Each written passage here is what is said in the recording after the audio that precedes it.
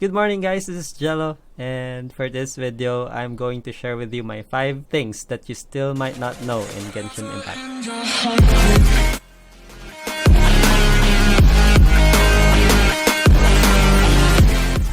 For the first one, it will be with regards to the map and the minimap. It's really a good tip to always look at your minimap. If you're not using the interactive map, which is available online, I don't use it because I prefer to explore more on my own.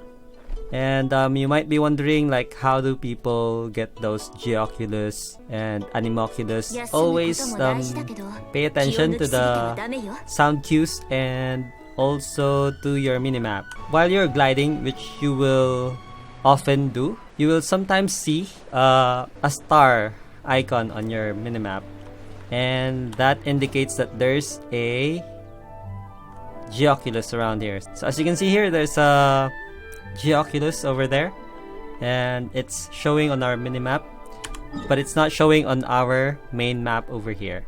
So it's really hard to pinpoint this stuff, but using the minimap is always a good idea if you don't want to know the whole layout of the land. I really like just discovering things by chance and exploring things, not knowing what's in there, if there's a chest or whatever nearby. I really like it. So I'm just gonna get this.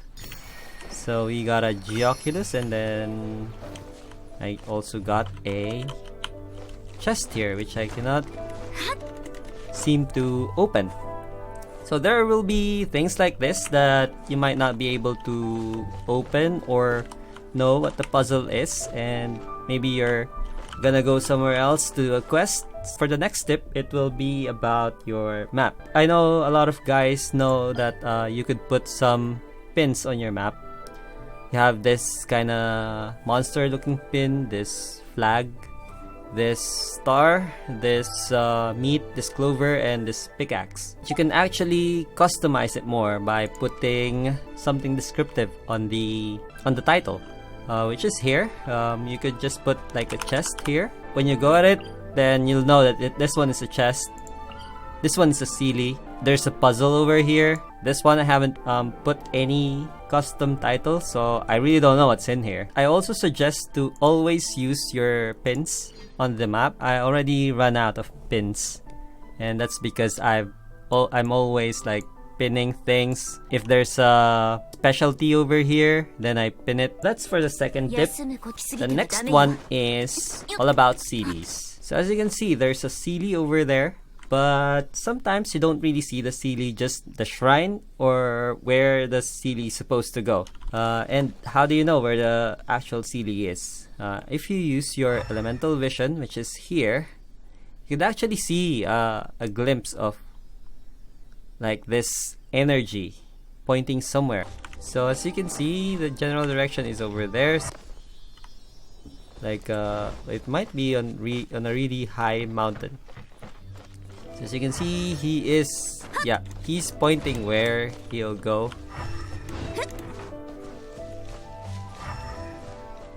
Huh? What? Where? Oh, is it somewhere behind? Oh, he's just running around. What? Oh, it's up there. Could have gone up there. And let's see if we can see where that home is.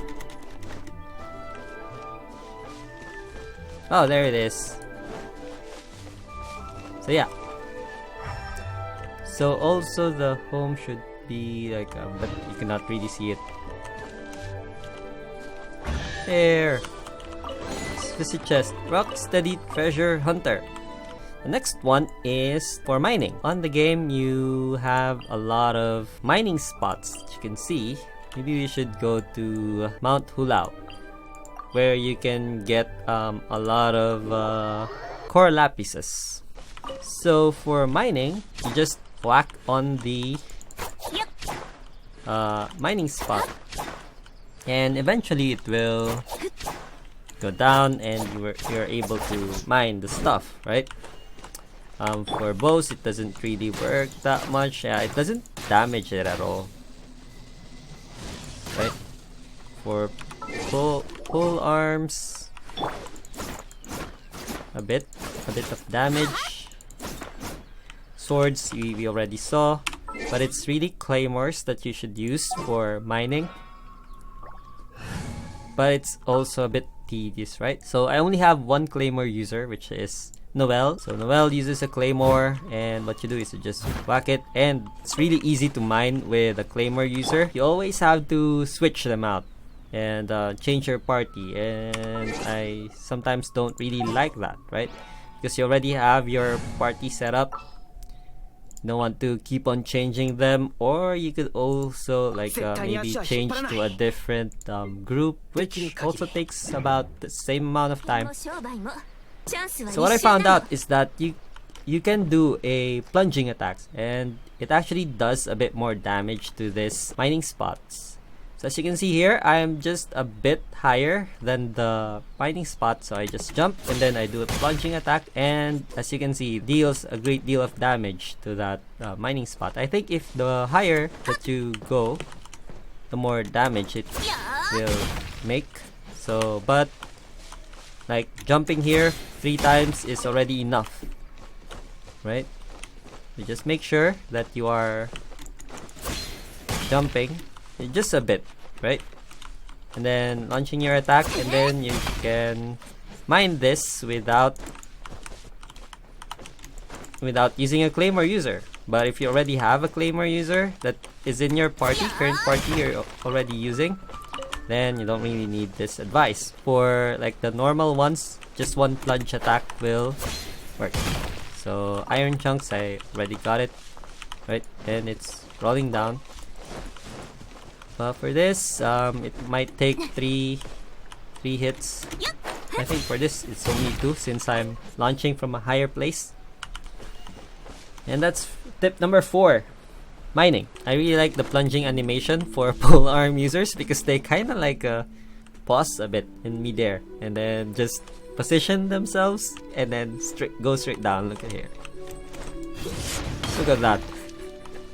How can you do that? They defy gravity. For the last tip, which I think a lot of people is not paying a lot of attention to, is elemental reactions and elemental mastery. So I'm gonna create another video for this, which will go into more detail about elemental mastery, the damages, the differences between each of the elemental reactions. For this video, I'm just gonna show you how important it is because it just adds a little bit more damage to your attacks, and maybe you're using it incorrectly. We are going to use Bennett with Lisa over here, which will be our a level 17 Lisa and a level 60 Bennett with no artifacts and a silver sword as a weapon at level 1 silver sword with base attack of 33. So for elemental reactions, we're gonna use this as a test.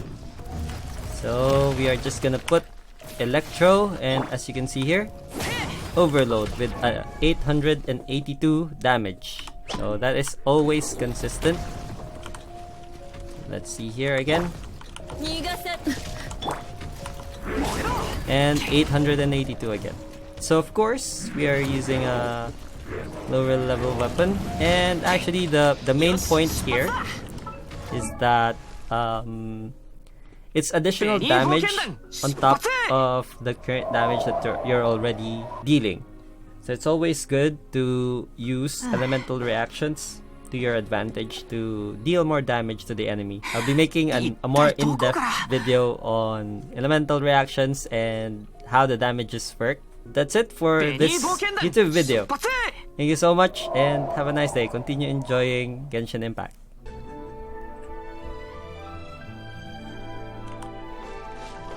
It's gone. It's totally gone.